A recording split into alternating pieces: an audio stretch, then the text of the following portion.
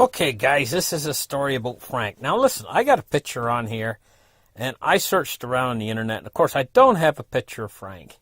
But this guy looks the most like Frank I've ever seen. This guy here with the Mexican hat on. Frank always had a big smile on his face, and he had a great big belly, you know. Now, he was at the first place that I worked, the auto body repair place that I worked with my dad, called Terry's Auto Body Shop. And if you remember my story I did about Terry's Auto Body Shop, my first job, it was called, the story. Anyway, Frank was a character.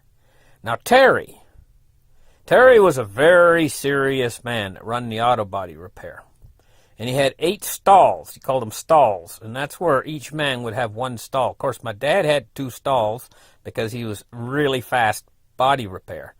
And twice as fast as any of the other guys there. So he had 2 stalls. And Frank had 1 stall, of course. Frank had a big belly.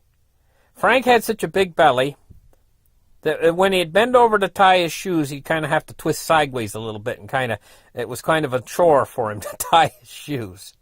Great big belly. But he wasn't real fat. He was sort of fat, you know. But great big belly on him.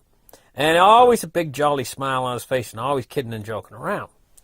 So Terry, very serious, self-important, very running the shop like a tight ship.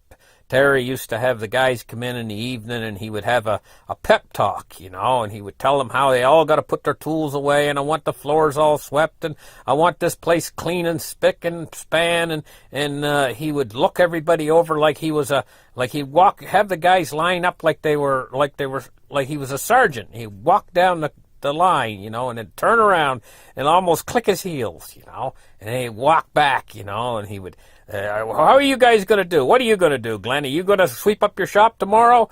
And Glenn said, yeah, I will. I'll sweep it up tomorrow night before I leave. And put all your tools away. Yeah, Glenn said, yeah, I will. My dad, you know, he'd say, yeah, I will. And then he'd go to the next guy, you know, but when he come to Frank, he'd walk right by Frank. And Frank would have a funny-looking smile on his face, a funny-looking grin on his face, you know. He never took Terry seriously. And Terry and Frank had a funny relationship. Frank could say things to Terry that any other man would say something to Terry, would say like, you know, anything to Terry. Terry'd fire them. Terry, get out of here, you're fired, you know. Terry'd get mad, you know, Terry would. Anyway, but Frank, it was altogether different with Frank. Funny relationship they had, the two of them, you know.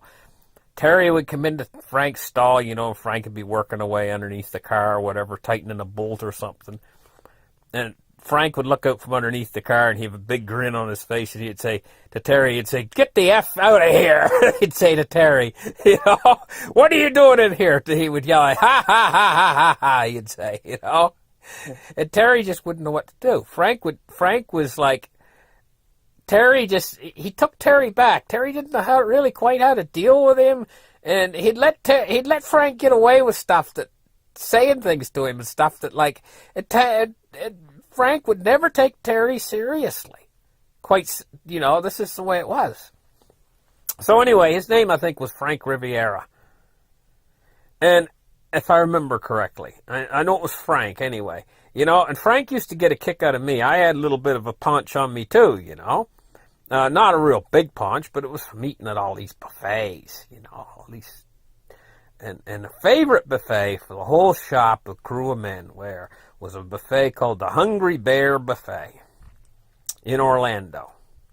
And we were in South Orlando, you know, about maybe 7 or 8 miles away from the Hungry Bear Buffet. Frank loved buffets. Oh, my goodness, did Frank ever love buffets. So anyway, I remember one day in particular. Now, Frank had a car. He had this most excellent car. It was a car that was like, have you ever seen people that look like their dog? Well, how about a guy that looks like his car?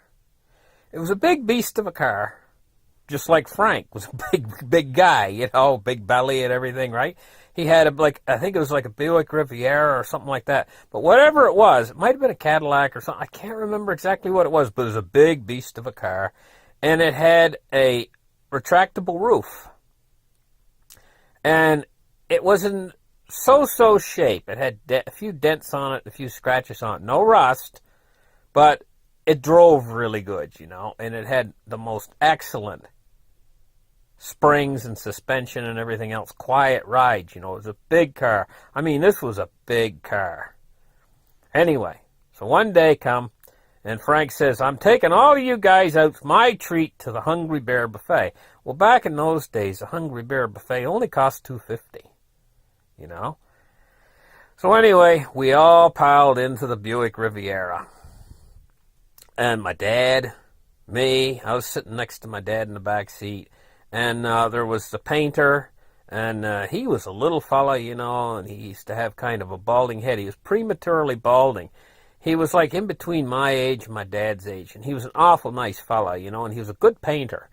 The painter, and I think there was one other fella up in the front seat next to Frank. So we all got in the car. Frank rolled the roof down, and we drove down the road, the little dirt road that leads out from Terry's Body Shop onto the main highway, and Frank pulled on the main highway, the main drag, which is I-4. Well, I'm going to tell you, Frank had this serious look on his face. Now, normally Frank wasn't serious. Frank was behind the wheel.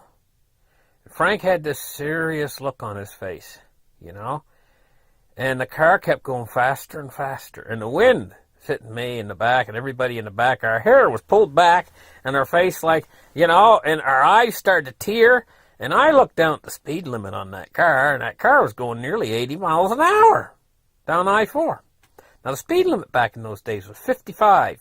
Remember the old 55-mile-an-hour speed limit? Everybody used to say, I can't drive 55. I think one guy made a song, I can't drive 55. Anyway, Frank was going like 80, on his way. There's a serious look on his face. He meant business. You know what we were dealing with?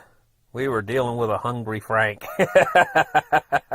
Anyway, he's heading down the freeway, And that 10 miles between where we were heading, or 8 miles or whatever, I mean, he must have did that 8 miles in like 5 minutes.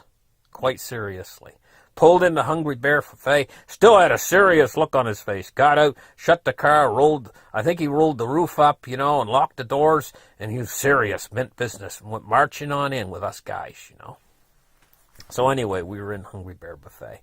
And Frank, his mood changed. He started eating his food, and he started laughing again and stuff, And he started, the more he ate, and we were all eating there, and we were eating. And by the time we were done, I didn't feel like working. My stomach was so full. Frank, he probably ate half again more than me, and I could eat a lot in those days. I can't eat much anymore. I don't know why, but I haven't got no real big amount. I can't eat a big amount of food anymore, Not like in those days. I could eat a lot more. Anyway, my dad piled it on, and the little painter guy piled it on. The other body man, I remember who it was. It was Charlie. He was in the front seat next to Frank. Anyway, we're all piling it on, And we had this big feed, and they had, we finished it off. They had some different desserts there. They had this one dessert that had all these little, it was like fluffy, it was like a Heaven's Delight or something like that. And then they had like cheesecake, and we all piled it on anyway. So we all went lumbering out to the car.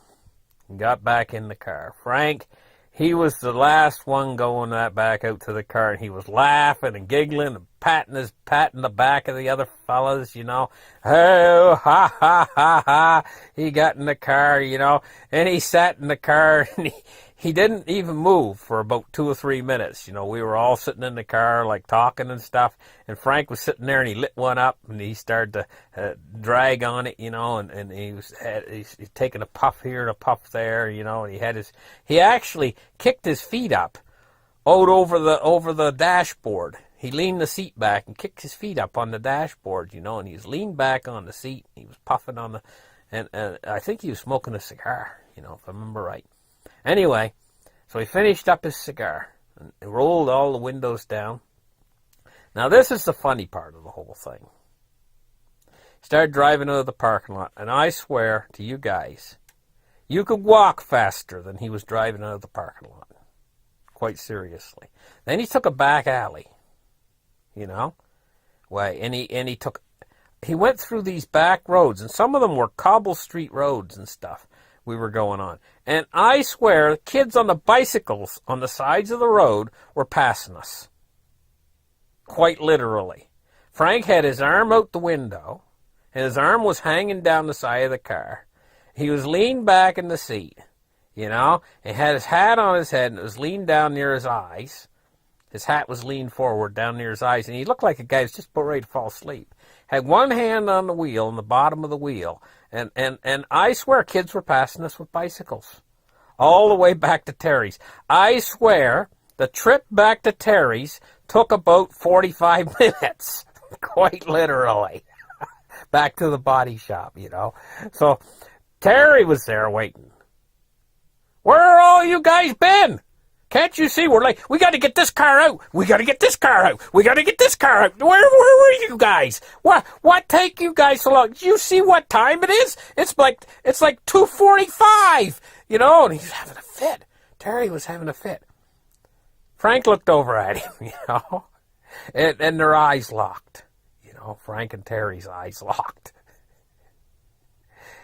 And Terry threw both hands down to the sides and marched back in the office and slammed the door behind him. Frank lumbered on over and laid down underneath the car and started working on a nut or bolt or whatever he was working on, you know. He didn't feel like working. He got on this wheelie thing. It had these 4 little wheels under it, and it had a big head pad on it. It was a piece of wood that you roll underneath the car, and he rolled it underneath the car. Only his legs were sticking out, you know. And he was under there, and I swear I could hear him snoring. Terry was in the office looking out the window. At Frank, right at Frank. And Terry's eyes were burning holes in Frank. All that afternoon. And none of us got much work done because we were all so full of food. Anyway, that's the story about the Hungry Bear Buffet. Listen, thank you guys for listening. Like and subscribe, and we'll catch you in the next show. Bye-bye, guys.